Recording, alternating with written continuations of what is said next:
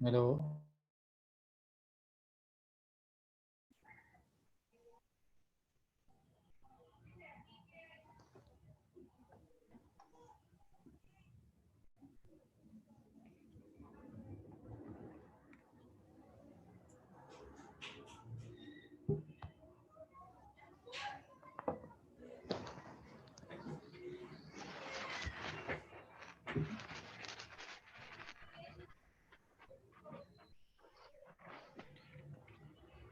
Bueno, buenas noches a todos. Sean todos bienvenidos a este episodio de webinar del día de hoy. Eh, Siempre estamos muy contentos de la participación de todos los residentes, médicos generales y ortopedistas de la ciudad. El día de hoy tenemos el gusto de tener con nosotros, de contar con el doctor Jorge Páez. Algunos lo conocen acá en la ciudad.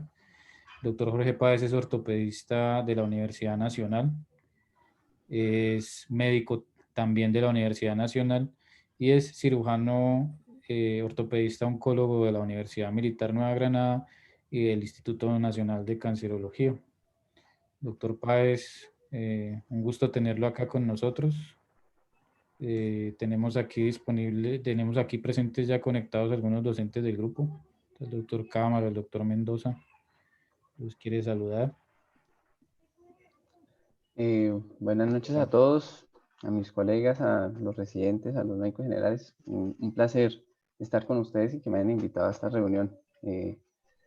Es muy agradable estar en el medio académico local y que esto se vuelva una cosa cada vez más grande y que sea más provechosa para todos.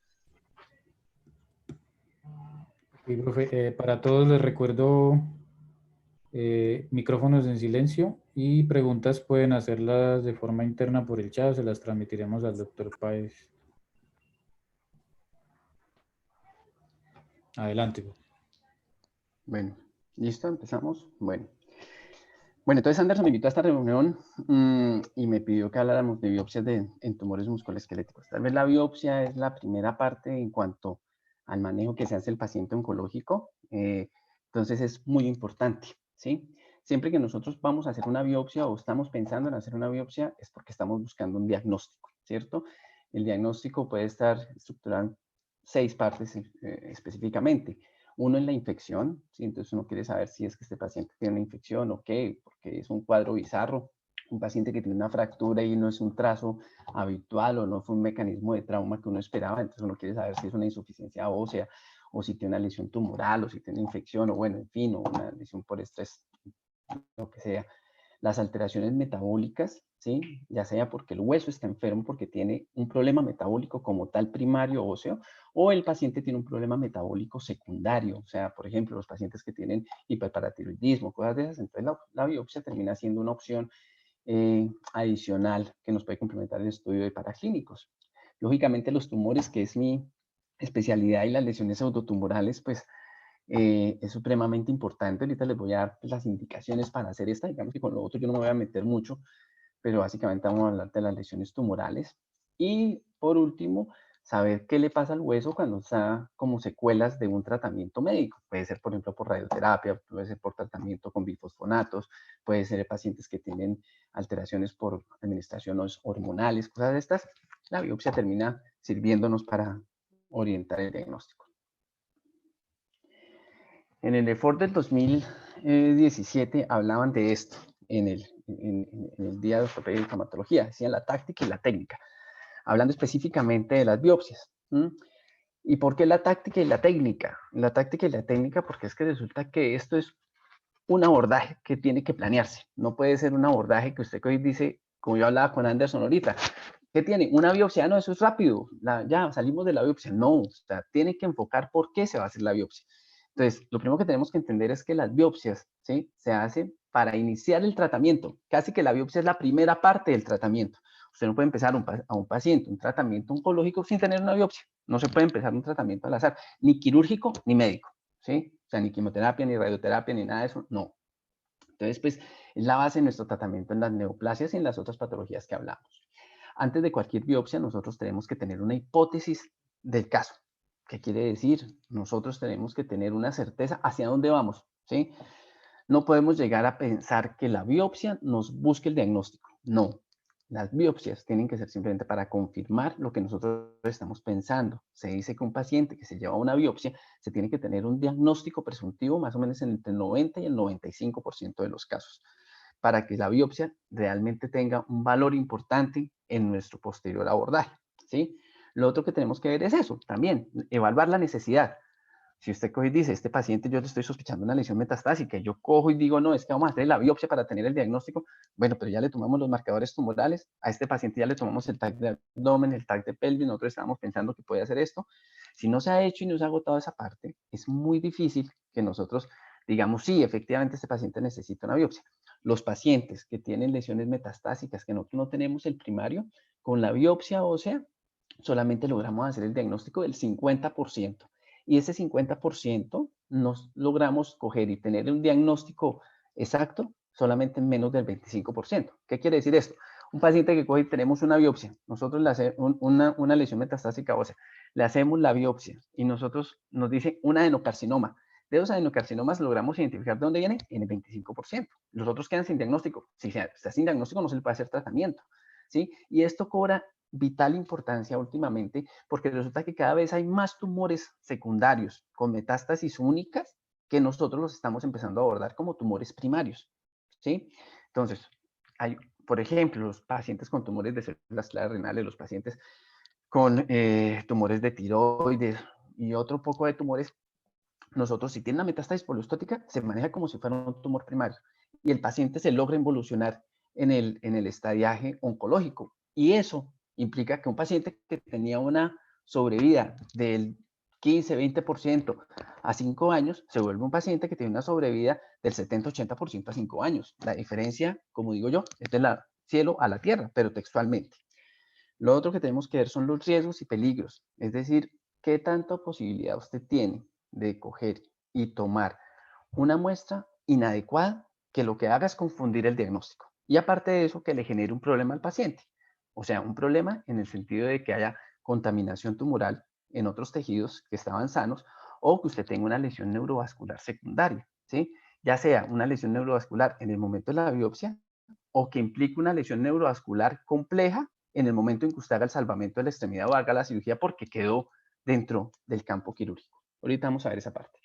Y esto pues es eso, un equipo multidisciplinario, una evaluación clínica, imagenología, laboratorio, o sea, uno necesita a toda la gente. Si uno no tiene un equipo multidisciplinario y usted dice, yo le tomo la biopsia y que el paciente mira a ver qué hace con el resultado, difícil que le funcione la cosa y muy seguramente el paciente, en lugar de estarle haciendo un favor, le está haciendo un daño porque está haciendo es que el tratamiento se vuelva muy prolongado, no puede acceder a él. Entonces, las indicaciones de una biopsia musculoesquelética son las siguientes. Entonces, vamos a dividir esto en 3 puntos, uno en la parte ósea, uno en los tejidos blandos y otro en las lesiones interarticulares, como para que tengamos más o menos claro. Entonces, las lesiones óseas, siempre que nosotros vamos a abordarlo y vamos a decidir una biopsia, tenemos que estar pendientes de la clínica. No es lo mismo un paciente que nos dice que tiene una masa desde hace 20 años a un paciente que hoy nos dice, doctor, esta masa me apareció hace 2 meses, me empezó a crecer. Yo he notado que se ha crecido el doble, ¿sí? Totalmente diferente. Y nosotros tenemos que estar pendientes de eso.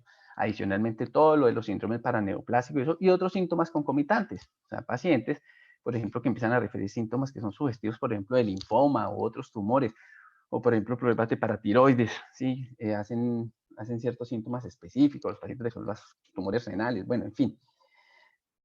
Lo otro importante es la radiología. La radiología tiene 2 puntos esenciales. La radiografía simple, una radiografía simple, bien estudiada, bien leída, le aporta más de lo que le aporta, por ejemplo, un TAC, ¿sí? Entonces, la radiografía es muy importante evaluar. Y usted tiene que evaluar todo lo que usted está viendo aquí a la derecha, en esa foto que muchos la hemos visto, y es que usted tiene que ver la localización del tumor con respecto al esqueleto del paciente, correlacionarlo con la clínica, o sea, con el perfil epidemiológico, esqueletos inmaduros, maduros, en transición, personas mayores, para usted poder más o menos tener una idea de qué tipo de tumores le puede dar a esa persona de acuerdo a la edad y de acuerdo a la localización. Bueno, Con una radiografía simple usted puede tener una idea de qué es lo que está viendo. No es lo mismo estar viendo una lesión permeativa con unos bordes muy irregulares a una lesión geográfica, y eso lo puede orientar a ver si usted considera que sí o no necesita una biopsia. La resonancia es el gol estándar de estudio complementario de la radiografía, no el TAC.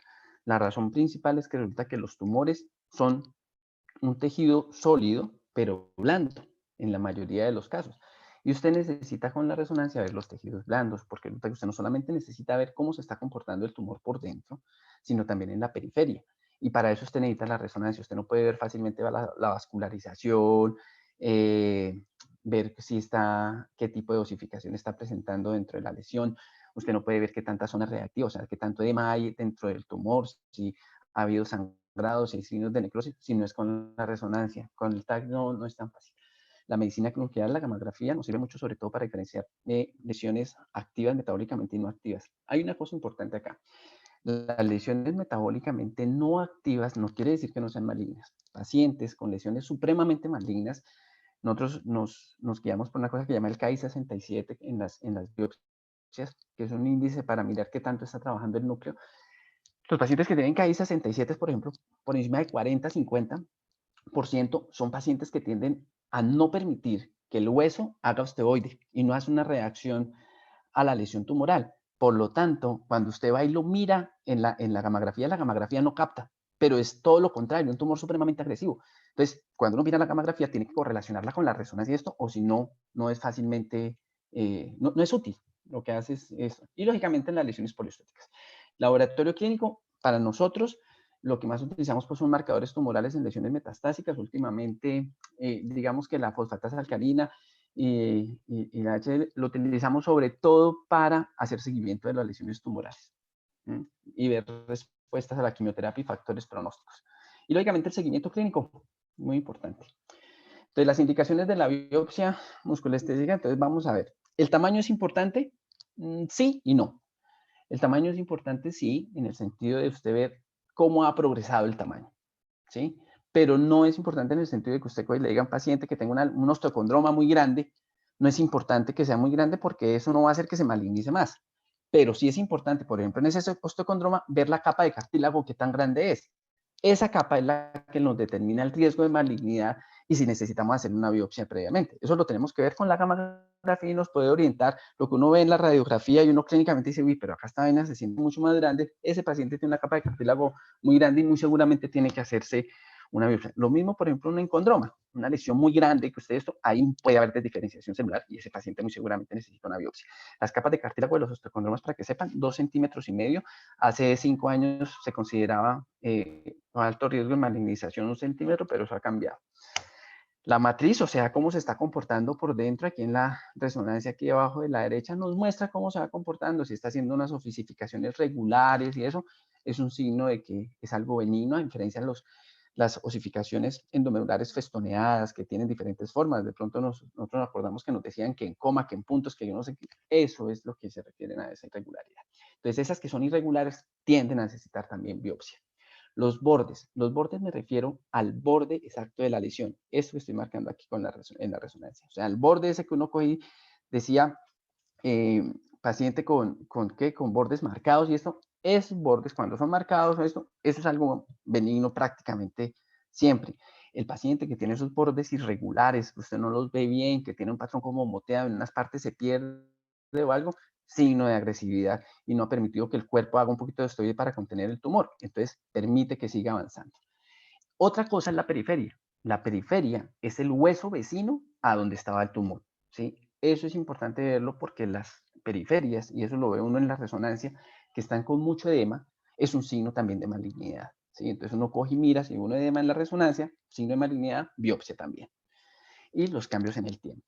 Bueno, con respecto a las lesiones de tejidos blandos, y yo creo que es aquí donde hay una gran falla, ¿sí? Y es porque toda la gente dice, eso es un ditifumita, eso es una pepita de grasa, eso es cualquier cosa, y tienden a ser bastante agresivos en cuanto a las resecciones. Entonces yo quiero poner especial atención en esta parte, ver siempre la clínica, qué tanto está evolucionando el paciente, qué tanto está creciendo la masa. Lo otro que toca ver es cómo se sienten los tejidos blandos. El paciente que se siente con el tejido blando alrededor del tumor empastado, que usted no coge, no logra identificar bien los bordes, el paciente que le duele cuando uno lo palpa, el paciente que tiene circulación colateral en esa zona, que tiene cambios de coloración de la piel. Uy, bombillo rojo, diría un amigo mío, y toca hacerle una biopsia siempre, ¿sí? La radiografía simple, a pesar de que la gente piensa que no nos sirven, en las lesiones de tejido blando sí nos sirven, sobre todo para ver calcificaciones. Entonces, por ejemplo, miren este paciente, la primera radiografía de arriba, esas lesiones son calcificaciones en un hemangioma. Típicamente los hemangiomas tienden a ser calcificaciones. Algunos pacientes con tumores de células gigantes, o sea, sinovitis vellonolar, tumores de células gigantes de la vaina sinovial tienden a hacer calcificaciones. Entonces nos puede orientar hacia la avenida. Igual algunos sarcomas sinoviales también hacen calcificaciones y por la forma como hacen las calcificaciones uno puede medianamente orientarse. La radiología, entonces la radiografía, la ecografía, digamos que la ecografía simple nosotros no la miramos mucho porque no me marca, no me muestra a mí cómo está la matriz del tumor, pero la ecografía Doppler sí me puede ayudar para descartar lesiones pseudotumorales, como en la parte de abajo, un paciente con un hemangioma, usted coge y ve esto, igual los pacientes con malformaciones arteriovenosas nos sirve para ver si es una malformación de alto flujo, de bajo flujo, y así nosotros sabemos si el paciente es susceptible de manejo quirúrgico, de dejarlo quieto o de mandarlo a embolizar de acuerdo al tipo de flujo que tenga. Y lógicamente volvemos al gol estándar, que así como en las lesiones óseas era la resonancia, en los tumores de tejidos blandos también, ¿sí?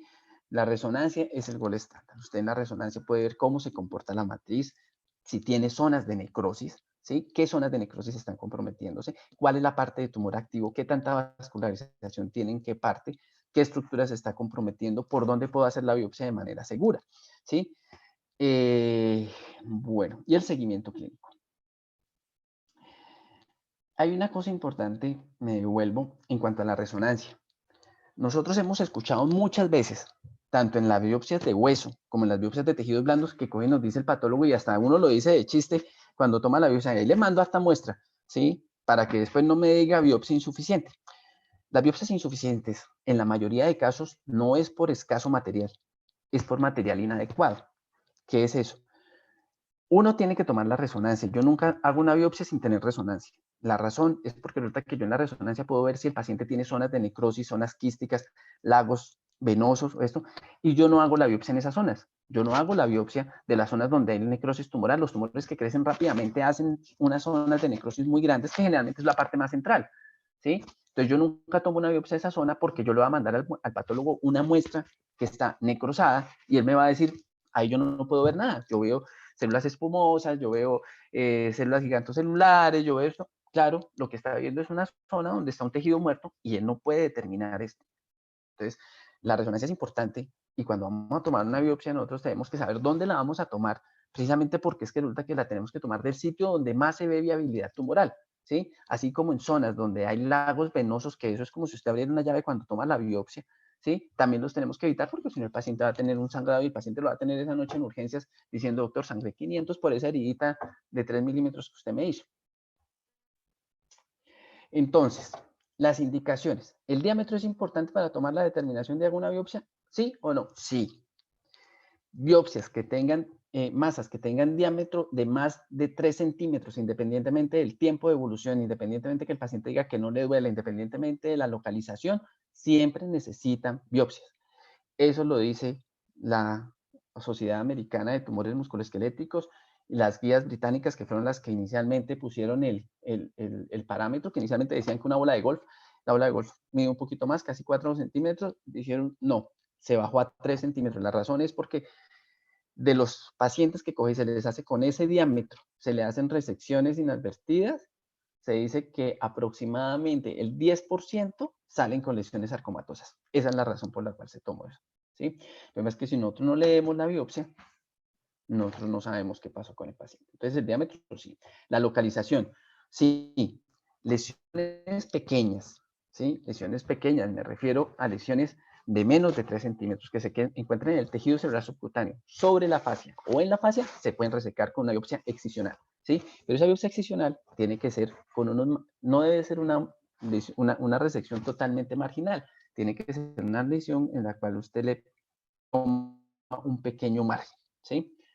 No le voy a decir que es un margen como el que habitualmente tomamos en lesiones sarcomatosas, que en este momento está estandarizado en 2 centímetros de tejido sano alrededor, ¿sí? Pero sí tiene que ser un margen de tejido sano. La estructura. ¿Qué quiere decir a la estructura? Si la lesión está intramuscular,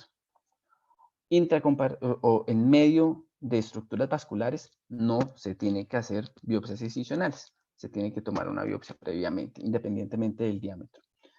Las características de la masa, supremamente importante. Si tiene zonas, lo que más tenemos que ver de las características de la masa en la resonancia es cómo está la matriz, o sea, cómo está por dentro en la resonancia. Cuando usted ve irregularidad en la matriz, es un signo de alerta. Entonces, esos pacientes que tienen irregularidad o tienen alta vascularización, tienen que hacerse biopsia previamente. ¿Listo?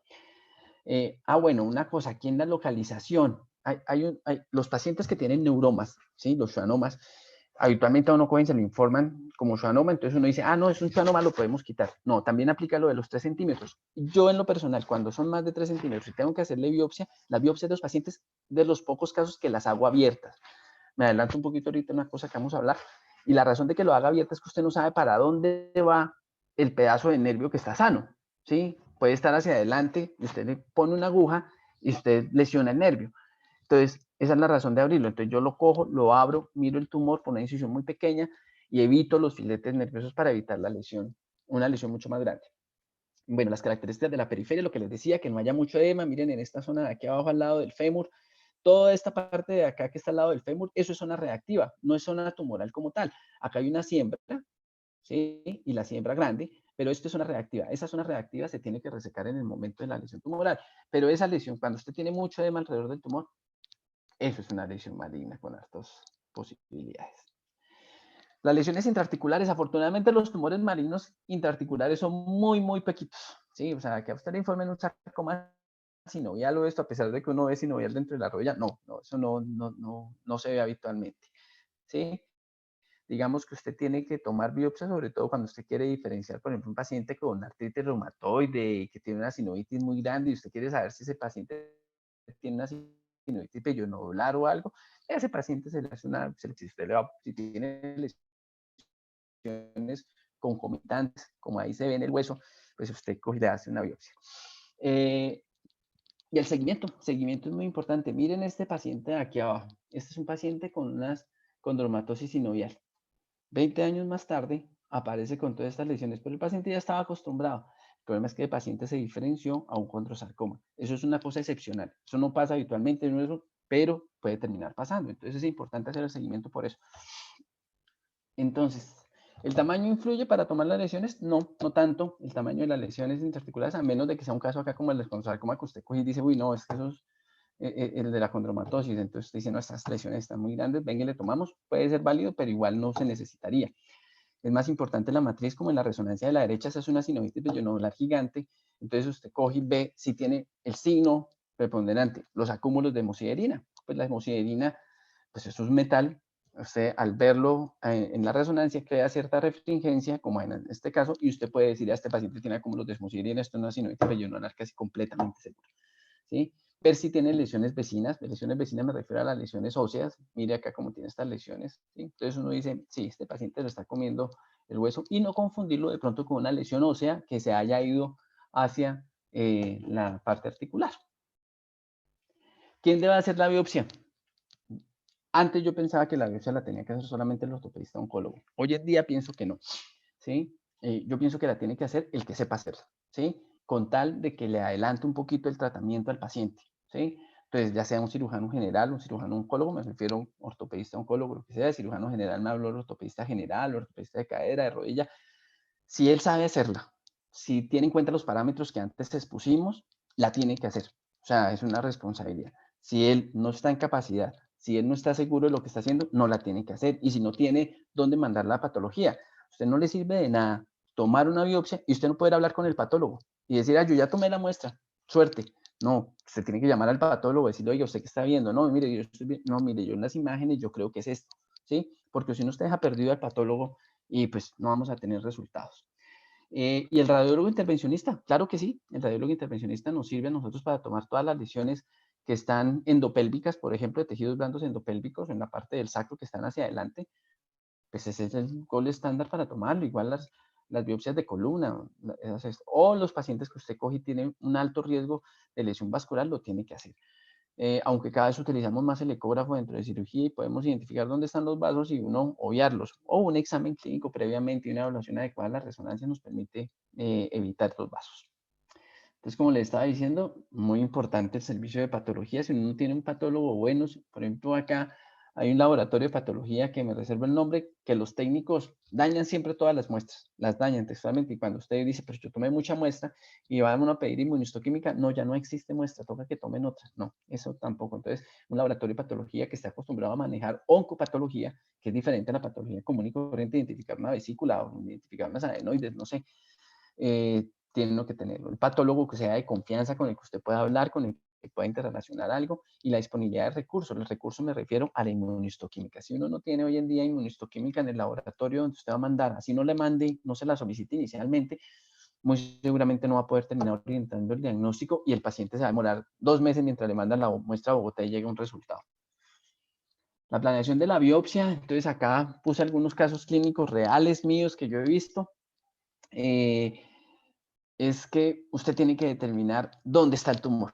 Después de que localiza el tumor, usted debe decir, bueno, yo voy a hacer una biopsia y voy a hacer una biopsia de tal manera que yo voy a evitar estructuras neurovasculares porque yo estoy pensando en una posible cirugía de una resección. Y cuando hago una biopsia, por ejemplo, abierta, una biopsia excisional, estoy pensando que ese paciente probablemente me va a tocar hacer una ampliación de márgenes.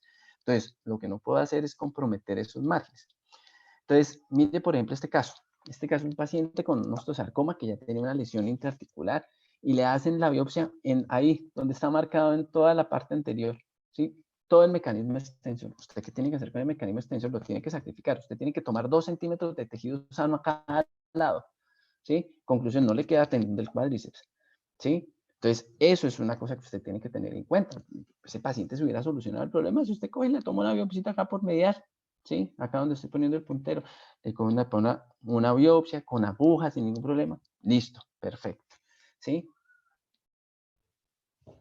Las técnicas de la biopsia por trucos, biopsia por aguja gruesa. Esto aplica tanto para las lesiones óseas como para las lesiones de tejidos blandos. La biopsia con aguja gruesa cada vez se utiliza más en los tejidos blandos. La razón es porque usted toma muestras mucho mejores y toma muestras satisfactorias en el 95% de los casos cuando usted lo hace con una técnica adecuada. Entonces, la biopsia con aguja gruesa es el gol estándar hoy en día de todas las biopsias, todas las biopsias. Las biopsias abiertas las estamos dejando en las lesiones óseas para casos en los cuales tenemos lesiones muy pequeñas que no podemos acceder fácilmente. Por ejemplo, eso que les digo, o sea, la biopsia está localizada al lado en la escotadura asiática, en la pelvis, y no podemos llegar, y el radiólogo intervencionista nos dice, no, ahí yo voy a tomar una muestra muy pequeña. Entonces uno dice, venga, la tomo yo abierta, teniendo todos los cuidados, entrando hasta allá. Las otras indicaciones de la biopsia abierta son los pacientes con fracturas secundarias a lesiones tumorales. Los pacientes esos tienen que tener lesiones. Si usted no tiene experiencia en tomar biopsias con trucos, la tiene que hacer abierta. La razón es que el hematoma diluye la muestra tumoral, ¿sí? Entonces resulta que cuando usted va a sacar la muestra, saca mucho hematoma, ¿sí? Cuando lo hace con aguja. Entonces usted tiene que irse abierto o con aguja, e irse a los bordes de la lesión, tanto proximal como distal, y no tanto en el foco de fractura. De lo contrario, usted va a tomar una muestra en la cual nos informan que no, que lo que encuentran es hematoma, ¿sí? Un hueso inflamatorio y tal, y absorción de reacción inflamatoria y crónica, en fin, lo que sea. Y la biopsia excisional, cuando la vamos a planear, la tenemos que planear pensando en eso que les decía, la ampliación de márgenes. Siempre tenemos que planearlo pensando en lo peor, ¿sí? Que ese paciente va a tocar operarlo, que va a tocar hacer una resección grande y eso. Con respecto a las biopsias, si se tienen que hacer con anestesia local o cómo, para mí no existe la anestesia local en las biopsias. Todos los pacientes los hago con sedación o anestesia general o regional. La razón es que yo no puedo tomar una biopsia de manera como usted, que cojan y pongan una aguja de biopsia y usted la tenga que meter varias veces, mover, porque usted tiene que hacer un mapeo de la lesión. O sea, cuando usted toma esto, usted tiene que tomar muestras y lo ideal sería hacer muestras saturadas siempre. Las muestras saturadas son que usted tiene que tomar entre 10 y 12 muestras de la lesión tumoral de diferentes sitios. Por eso yo generalmente las hago bajo aspiración para evitar puncionar al paciente varias veces, ¿sí? Y eso evita la contaminación, disminuye un poquito la contaminación. Entonces voy aspirando de diferentes sitios, dejando la aguja y ahí tenemos una muestra mucho mejor. Entonces esta es como hago las biopsias, entonces la percutánea con aguja de Trucut. La aguja de Trucut lo que hace es tener una camarita, después coge y se desliza una camisa cortante y deja metido adentro el tejido. Tiende a dejar un tejido un poquito más pequeño, por eso la de la derecha, la aguja de hueso me gusta más. Tiende a dejar unos cilindros mucho más grandes. Siempre la lesión debe evitar salirse del tumor. Si usted se coge y se sale del tumor, lo más seguro es que en el momento que se haga la resección quede tumor, ¿sí? Se dice que los pacientes, y más en los tumores de tejidos blandos, porque son tumores que tienden a no ser quimiosensibles.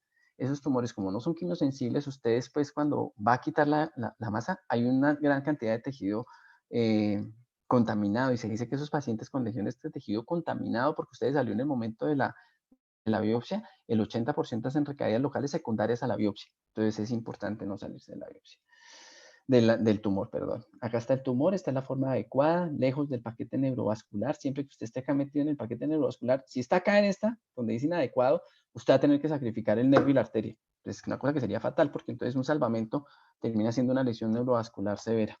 Después, las biopsias abiertas, acuérdense, en 3 centímetros, menos de 3 centímetros, siempre por encima del músculo, no metidas dentro del músculo, no debajo de la fascia, no en compartimentos neurovasculares. Si las vamos a hacer, siempre las biopsias abiertas y las biopsias excisionales siempre son longitudinales las incisiones, nunca transversales.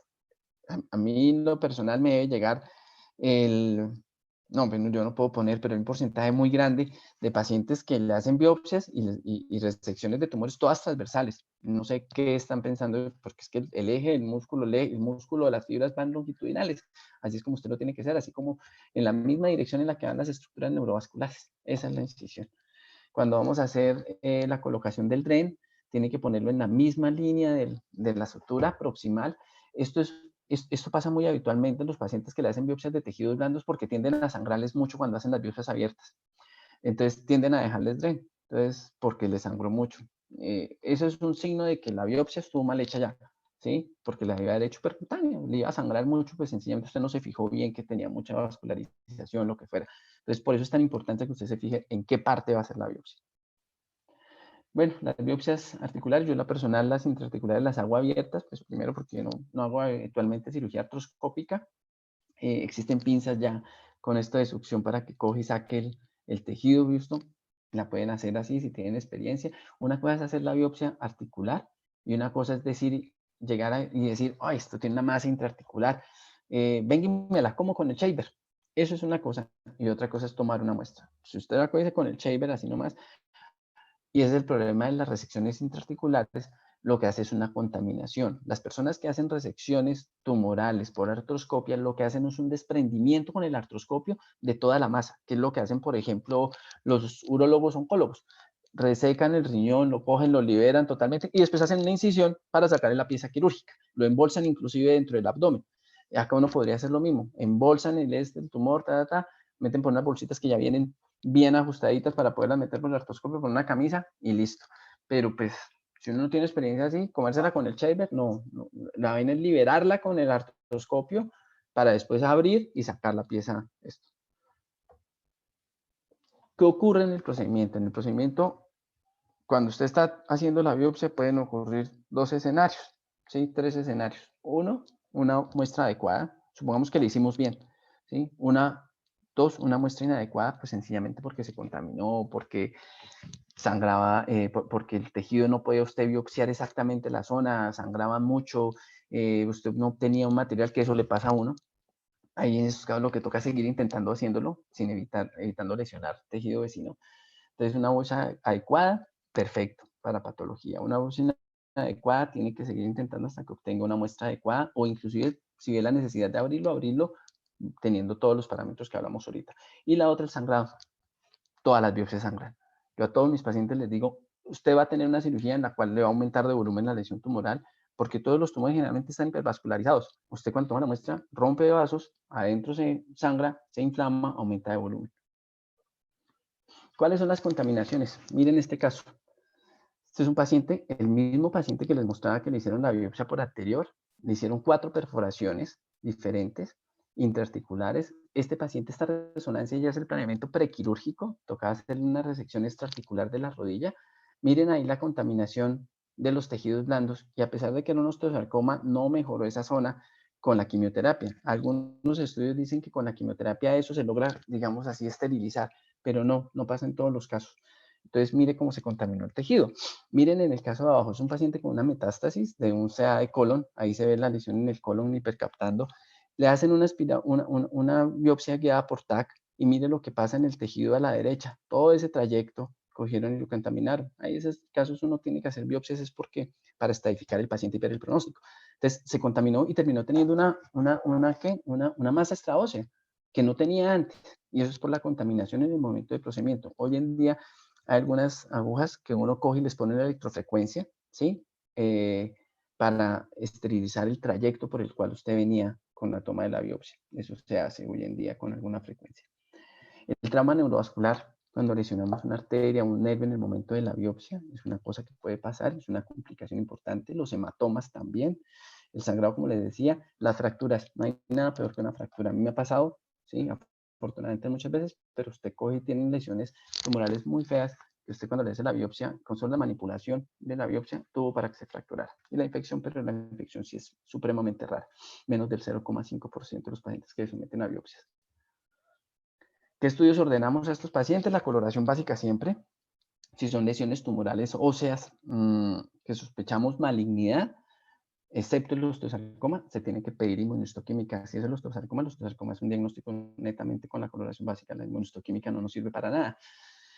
Hoy en día cada vez estamos pidiendo más marcadores genéticos para los pacientes de la familia del sarcoma de Ewing, que antes conocíamos como los PENET, pero que ya este año se empiezan a conocer como sarcomas de la familia de Ewing. Eso aplica para tumores óseos y de tejidos blandos. Se pide cada vez más marcadores tumorales porque con los avances de la quimioterapia ahora se manda quimioterapia guiada genéticamente, ¿no? Y cultivos cuando usted está sospechando alguna otra cosa. El resultado de la biopsia. Siempre tenemos que valorar el resultado de la biopsia. Ustedes no se imaginan la cantidad de pacientes que yo tengo que dicen, doctor, es que me operaron en X lado hace 6 meses, me quitaron un tumor, y no, pues el doctor nunca más me volvió en el control, me dijo que tenía que pedir la biopsia y nunca más volvió a pedir cita, ya sea por razones administrativas, lo que sea, y el paciente se pierde y la biopsia terminaba siendo una lesión maligna. Pues ese paciente perdió 6 meses y la oportunidad que tenía. Entonces es importante que lo sigamos y si no podemos garantizar que lo sigamos, pues es un problema. Muchos de los pacientes necesitamos pedir coloraciones adicionales, uno las pide de acuerdo pues, a lo que está guiando el diagnóstico. En ocasiones el patólogo la recomienda, en ocasiones uno mismo viendo lo que uno había visto en la radiología, uno coge y orienta eso. Los estudios citogenéticos, como le había comentado, y pues una nueva biopsia. En ocasiones toca hacerla. Yo he tenido pacientes, el paciente que más le he hecho ha sido un paciente que le he hecho 5 biopsias. Una paciente de 21 años con una lesión fibrosa en el fémur, en la tibia, perdón, que usted la veía en todas las resonancias y todo el mundo decía, es una displasia fibrosa. Yo la veía, pero le veía cosas raras. Le hice la primera, displasia fibrosa la segunda, displasia fibrosa la tercera. En la última me salió un fibrosarcoma de vivo en la Fundación Santa Fe. Esa le hicimos la resección y efectivamente un fibrosarcoma. O sea, por eso es tan importante lo que usted considera en la clínica y en las imágenes. No quedarse con lo que diga la patología o si no, pues no le hacemos favores al paciente. Los hallazgos inadvertidos. Bueno, esta parte es importante y está casi al final. ¿Por qué? ¿Qué pasa cuando yo llego, abro el paciente y le voy a hacer una biopsia excisional? Una panza pequeñita, tenía 3 centímetros o menos, estaba subcutánea, y yo de pronto empiezo a abrir y yo digo, oye, pero los bordes no están tan definidos como yo pensaba, ¿sí? Mire que esto está como empastado, estos tejidos no se dejan disecar de manera adecuada. ¿Qué tengo que hacer? Ese paciente lo que usted tiene que hacer es tomar, inclusive ya teniendo la herida abierta sin llegar al tumor, pedir una aguja de biopsia, tomar la biopsia y cerrar el paciente, ¿sí? Eso es la conducta que usted tiene que hacer. Las biopsias excisionales que usted coge y sospecha algo más, cuando usted lo abre, tienes que tomar una biopsia, no decir, es que ya lo tenía abierto, entonces ya lo tenía que sacar. No. Hay esto, en el paciente con drenaje de hematoma, paciente que nos diagnostican hematomas que no resuelven después de 3 meses, necesitan biopsia. Ese es un paciente que tiene un tumor hasta que se demuestre lo contrario. Paciente que hizo un trauma, que en teoría tiene hematoma y que nos dice, y uno le pregunta, ¿y usted tuvo morado de quimio o algo? No, no tuve, doctor. Ese paciente tiene un sarcoma. Entonces, los pacientes que uno lleva drenaje de hematoma que uno va a quitar y que usted no resolvió en 3 meses, el paciente no tuvo hematoma, no tuvo quimio, si no tuvo nada de eso, nada. Biopsia previamente. Eso no se tiene que resecar. ¿Listo? Los pacientes que los llevamos a una ventana ósea porque estamos sospechando una osteomielitis. ¿Cuántos pacientes con sarcoma de Ewing se han lavado pensando que tenían era una osteomielitis? Yo en lo personal cuando estaba en la residencia la B2, ¿sí? Pacientes con sarcomas de Ewing, al final alguien me dijo, no, es que no mejora la infección, tomémosle una biopsia a ver qué más tiene. Sarcoma de Ewing, ¿sí? Y lo otro importante en los pacientes con osteosíntesis. Usted llega a hacer una osteosíntesis a un paciente y cuando lo abrió, tumor. Entonces usted dice, ¿qué hago? ¿Le pongo el clavo de algo? No, tiene que tomarle la biopsia y lo cierra y lo deja tal cual. ¿Por qué? Porque es que resulta que de acuerdo al tipo de tumor, era que usted le iba a hacer el manejo. Supongamos que sea un tumor primario y usted le pone una osteosíntesis y era un sarcoma. Listo. Paciente que tenía una sobrevida a un año del 70%, a 5 años del 70%, usted lo pasa a una sobrevida del 10% a un año. Eso es una cosa grave, ¿sí? Entonces esas lesiones, esas fracturas que nosotros llegamos, pues ya, aquí encontré el tumor, lo que tiene que hacer es tomar una biopsia, lo cierra y sí, claro, el paciente sigue sin solucionarse lo de la fractura, sí, pero es más importante tener el diagnóstico para poder orientar el tratamiento posterior a ponerle un clavo en un paciente que necesitaba una endoprótesis, una resección amplia de la lesión, en fin. Entonces, para finalizar, los errores comunes en una toma de una biopsia, pues es el no planeamiento, no decidir la adecuada vía, ¿sí? En la adecuada vía me refiero al lugar donde usted la toma y si usted la hace, con qué técnica la hace, ¿sí?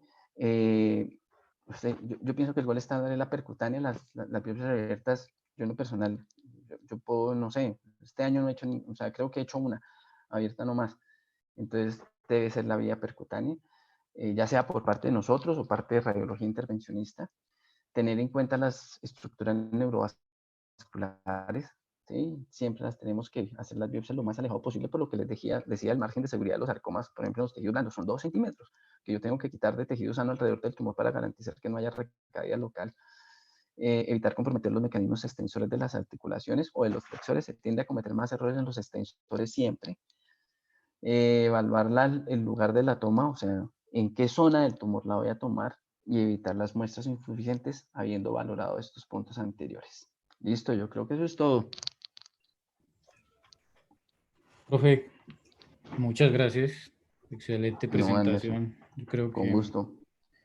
hay muchas preguntas que se han, pues, o por lo menos en lo personal, que tengo resueltas con algunas de las cosas que nos mostró. Yo creo que una pregunta obligada se mostró, de pronto usted respondió parcialmente, ¿no? ¿El ortopedista general debe hacer esa biopsia o no? Creo que el mensaje que más nos quedó claro es que tiene que tener esas precauciones. Y en algo le sirve a Sí, yo usted que pienso que adelantemos el diagnóstico. sí, claro. Yo pienso lo que les decía, yo antes pensaba que no, pero viendo las cosas del sistema de salud hoy en día, yo pienso que sí nos sirve mucho. Pero es muy importante, primero, o sea, analizar todos esos factores de cómo es que voy a hacer la biopsia, ¿sí? Y después de haber hecho la biopsia, estar pendiente del diagnóstico del paciente, pues para poder agilizar el tratamiento oncológico. O sea, esta vaina era como la propaganda de la Liga contra el Cáncer hace un poco de años. El cáncer es curable cuando se diagnostica a tiempo. Entonces, cuando usted coge y se retrasa en el diagnóstico, es fatal. O sea, si uno no tiene cómo garantizarle al paciente y usted no tiene cómo garantizar una adecuada relación con el patólogo, usted no puede hablar con el patólogo, no puede esto, en esos casos no lo tienen que hacer, ¿sí? Porque el patólogo le va a dar una información muy errada, ¿sí? En ocasiones los patólogos cogen nos informan la malignidad o que es benigno, a veces con cosas porque usted coge y les dice que la resonancia está muy mala, ¿sí? Y le dice, mire, yo ahí veo tal y tal cosa, ¿sí? De lo contrario diría, no, mire, o sea, yo lo veo muy benigno. No, mire, usted ve esta cosa, hay mucha diferenciación en la resonancia, hay una zona muy reactiva, mucho edema, mire que aquí la matriz está así, esa. Entonces el coge y dice, venga, le voy a hacer otros cortes adicionales a ver qué veo. Entonces, pero la persona, el ortopedista general sí, el cirujano general lo tiene que hacer.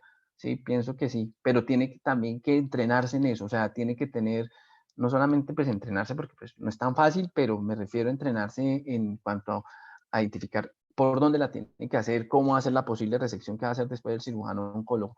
Eso sí me parece. Gracias, doctor. Le voy a dar la palabra al doctor Arroyo. Está levantando la mano. Profe Arroyo, adelante. Hola, buenas noches, Jorge. Excelente presentación.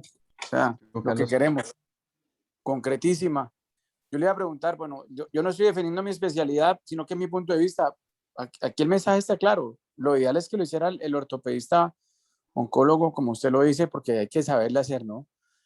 Pero la mayoría de las lesiones que nosotros que tenemos estudiadas y conocemos que, bueno, yo digo sobre todo el punto de vista de lo que yo hago, quistes sinoviales, gangliones, masas que uno ha estudiado y sabe que son benignas, lipomas, pues uno podría, ya uno con la experiencia que tiene y el conocimiento, podría atreverse a hacer una resección, pues una resección de la lesión y biopsiarla, obviamente, cuando se resecciona va para estudio histopatológico.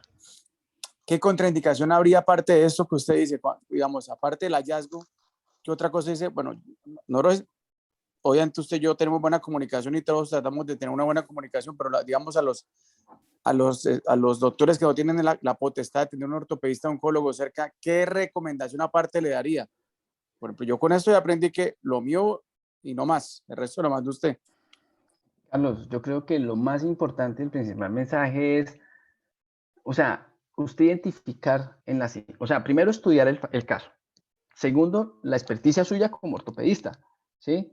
Y decir, oiga, no, pero es que acá me informan un lipoma y mire que yo veo las secuencias y la grasa no se ve igual a la grasa del paciente, se ve diferente, ¿sí? O yo veo este lipoma y en la matriz se ve muy irregular, o sea, yo veo que hay como vaso sanguíneo, hay algo, porque no se ve el tejido implícito.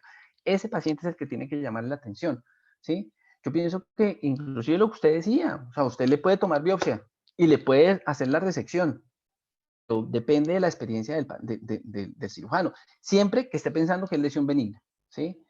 ¿Por qué yo digo que no en la lesión maligna? Porque es que el paciente de la lesión maligna implica una cirugía que habitualmente, así sea el cirujano de hombro, el cirujano de mano, esto, muy seguramente no está acostumbrado a realizar, ¿sí?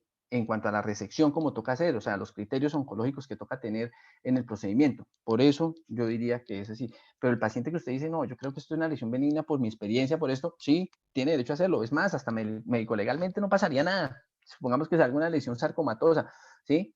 Porque pues hace parte, es una cosa inherente a su especialidad. Y eso es lo que dice uno cuando le preguntan en los tribunales de ética médica, cuando le preguntan casos, usted termina diciendo que es un procedimiento que era inherente a la especialidad del cirujano, entonces no tenía que ser oncólogo, ¿sí?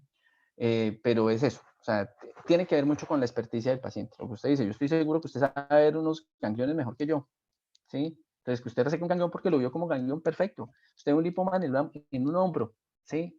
Claro, pero tenga en cuenta lo que le decía de los lipomas, las masas de tejidos blandos de más de 3 centímetros. Esos tocaría biopsiarlos. Que usted mismo lo puede biopsiar, sí, con el plan de quitarlo y sale un lipoma, listo. Yo no le veo mucho problema, ¿sí? Pero si el paciente sale con un liposarcoma, sí, preferiría que nos lo mandara para mirar otras cosas. Gracias, profe. Le transmito una pregunta del chat. Diana Moreno nos pregunta, ¿alguna pauta para biopsiar epífisis con sospecha de necrosis avascular que no se comportan normalmente? Creo que lo más importante de las epífisis, y digamos que a uno le llegan en ocasiones pacientes, ese diagnóstico diferencial me sale muy frecuentemente con los pacientes de leucemia. Los pacientes de leucemia tienden a hacer unas necrosis del hueso subcondral secundario, no necrosis, invasión leucémica de las epífisis, ¿sí? Porque pues tienen alta vascularización, entonces tienden a hacer compromiso en esas zonas. Y se ve como si fuera una necrosis avascular. Para mí es relativamente más fácil porque yo puedo justificar muy fácil un PET scan. Entonces yo digo, yo pido un PET, me sale negativo, listo. Hasta ahí me llegó el paciente porque yo digo, no tiene lesión tumoral, muy seguramente es una necrosis vascular que la puede ayudar a contribuir todo el tratamiento medicamentoso que le dan al paciente, ¿sí? Yo la recomendación de esas lesiones, cuando son muy pequeñas, que usted tiene dudas de que pueda hacer algo adicional, lo que tiene que hacer es una biopsia abierta, ¿sí? O guiada por TAC, para poder tomar una biopsia específicamente de la lesión. Esas lesiones son relativamente pequeñas a pesar de lo que uno piensa, ¿sí? Pero si usted está pensando en que es una necrosis vascular, muy seguramente en la resonancia no hay mucho edema, no hay mucha inflamación, entonces usted la puede hacer con algo de seguridad, ¿sí? Pero la recomendación mía sería abierta o guiada por TAC, ¿sí? Ok. El doctor Arroyo nos pregunta que cuando usted recomienda el uso de resonancia contrastada en una masa osteomuscular, ¿cuándo la recomienda para diagnosticar la lesión, la contrastada? Esa parte se me olvidó, siempre. Qué pena con ustedes. Nunca tomo resonancia sin contraste. Es más, tanto así que nunca las tomo, que por ejemplo cuando pues ya en los centros de radiología, como por ejemplo en la Comuneros o ahí en Fuscal o esto, ven la resonancia que yo no le pido contraste, me remiten, me devuelven el paciente para que confirme si era sin contraste o con contraste, porque siempre pido con contraste. Siempre, porque es la única manera de valorar adecuadamente cómo se está comportando el metabolismo del hueso. Ok, profe. Voy a darle palabra al doctor Cámaro. Doctor Cámaro, adelante. Buenas noches, Jorge. Muchas Doctor gracias Cámaro, por ¿cómo está? la presentación. Excelente. Gracias, Pedro. Tenía una pregunta. Jorge, en un paciente que tiene una metástasis con un primario conocido y presenta una fractura, por decir algo, diáfisis de fémur, Sí. ¿ahí usted indica hacer una biopsia también o hace ya una fijación de la fractura? ¿Cómo lo Depende. aborda? Depende. Ok, Si es ok. una lesión oligometastásica, una sola metástasis y no había diagnóstico gamagráfico previo, que generalmente los pacientes tienen gamografía, miraría, si no tiene gamografía, no tiene nada, y hay control en teoría de la enfermedad tumoral primaria, le tomaría una biopsia. Si el paciente está sin control de la enfermedad tumoral, o sea, es una paciente con un CA de mama, por decir algo, un cáncer broncogénico, los marcadores tumorales están en las nubes, ¿sí? Ah, no, ese paciente pues tiene una lesión metastásica hasta que se muestre lo contrario. Pero si me llega, por ejemplo, un paciente con un CA de mama, con unos antígenos negativos, la paciente venía con control de la enfermedad durante 5 años y estaba perfecta, tiene una gamografía de hace 6 meses normal, ese paciente yo pensaría una neoplasia múltiple y otro primario y le tomaría una biopsia antes de eso. Por eso lo que les decía de que la parte de mirar cómo es la evolución clínica del tumor es muy importante, ¿sí? Mire lo que usted me dice y ahorita me acuerdo de una patología específicamente, los pacientes con CA gástrico. Los pacientes con CA gástrico les hacen sus gastrectomías totales como parte de su tratamiento, ¿cierto? Y usted va y mira por nuestro sistema de salud, esos pacientes, ninguno de los oncólogos ni nadie los manda donde el endocrinólogo. Entonces a ninguno le hacen reposición de vitamina D, a nadie le dan calcio, a nadie le dan nada de eso para fijar más calcio en el hueso, ¿sí? Y esos pacientes hacen una incidencia supremamente alta de fracturas de costillas. De costilla, no, perdón, de cuerpos vertebrales. Y todos los pacientes de las fracturas de los cuerpos vertebrales, todos me llegan después de un tiempo a mirar a ver yo qué opino y ya han sido irradiados. Cuando esas lesiones prácticamente todas terminan siendo fracturas por insuficiencia ósea, ¿sí? Entonces, ¿a qué me refiero con eso? Toca ver el contexto de la enfermedad primaria para uno tomar una decisión si le tomo una biopsia o no, ¿sí? Entonces es muy importante eso, o pedirle el concepto al oncólogo, mandar al residente y decirle, oye, vaya, pregúntele al oncólogo qué opina de este caso. No, mire, ese paciente nosotros lo teníamos, está perfecto, y eso fue una fractura, pensemos en alguna otra cosa. Muy seguramente puede que sea la metástasis, sí, pero resulta que supongamos que sea una lesión oligometastásica.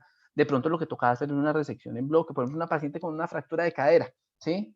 Y tiene una lesión oligometastásica por un CA de mama, de pronto al paciente le va a funcionar mejor ser un poquito más agresivo, incluso a esos pacientes a veces les hago el reemplazo, quito eso, les echo nitrógeno líquido, de todo, y les hacemos la prótesis y después radioterapia, ¿sí? Pero toca mirar eso, el contexto de la enfermedad. Si el contexto de la enfermedad está en progresión, nada, pónganle el clavo de una, eso no tiene nada de eso. Después toca mandarlo a radioterapia, ¿no? Importante mandarlo a que le complementen el tratamiento, si no ese material, pues se va a aflojar, ¿sí? Listo. Gracias, Jorge. Ok, Pedro. Gracias, profe. Profe, David Coronado nos pregunta si en caso de una masa endomedular, ¿qué utilidad tiene la biopsia tomada del rimado del canal? O si requiere una biopsia abierta. Una lesión endomedular con sospecha de benigna o maligna. Si dice masa endomedular maligna. Maligna. Si usted piensa que es un primario, condenó el paciente a que ya, un paciente que se le hace una osteosíntesis, los pacientes con tumores óseos primarios, que se les hace osteosíntesis, se considera en el estadiaje oncológico que es un paciente que ya tiene metástasis, ¿sí? Entonces, por ejemplo, en el contexto de los dos tumores primarios óseos de los niños más frecuentes, que son los osteosarcoma y el sarcoma de Ewing, se considera que el paciente está ya en progresión, ¿sí? Y eso le da una sobrevida del 10% a un año, ¿sí? O sea, no tiene razón de haber hecho la osteosíntesis, pienso yo, ¿sí? Cuando son lesiones primarias óseas en adultos, se comporta exactamente igual, ¿sí? Usted tiene, antes de hacer el cuando son lesiones malignas, tiene que hacer eso. Yo en ocasiones tengo pacientes, chino de 15 años, que me hace una fractura, que yo digo, eso es un quiste, óseo neurismático, por decir algo, o una lesión fibrosa, yo les hago biopsia. Sí, yo sé que, bueno, yo tengo la facilidad que cuando se las hago, por ejemplo, en Foscal, yo tengo biopsia y tengo un reporte de patología a los 2 o 3 días máximo, ¿sí? Con la patóloga que actualmente trabajo. Entonces, pues, me atrasa el procedimiento, pero yo le garantizo al paciente que tenemos diagnóstico. Gracias, profe. No sé si alguien más del grupo tenga alguna pregunta. En el chat no tengo.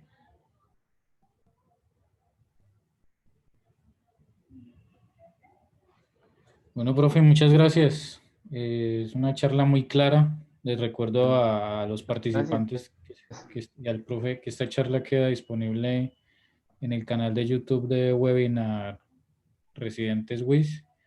Están todas las presentaciones anteriores y la de hoy estará aproximadamente en 1 hora disponible. Listo, Muchas muchas gracias. gracias a todos por estar acá presentes. Un placer haberlos escuchado sus preguntas y pues haberme dirigido a ustedes y que les hubiera servido de algo esta información. Listo. Buenas noches a todos. Okay, Buenas noches, gracias. Buenas noches, que estén bien. Gracias.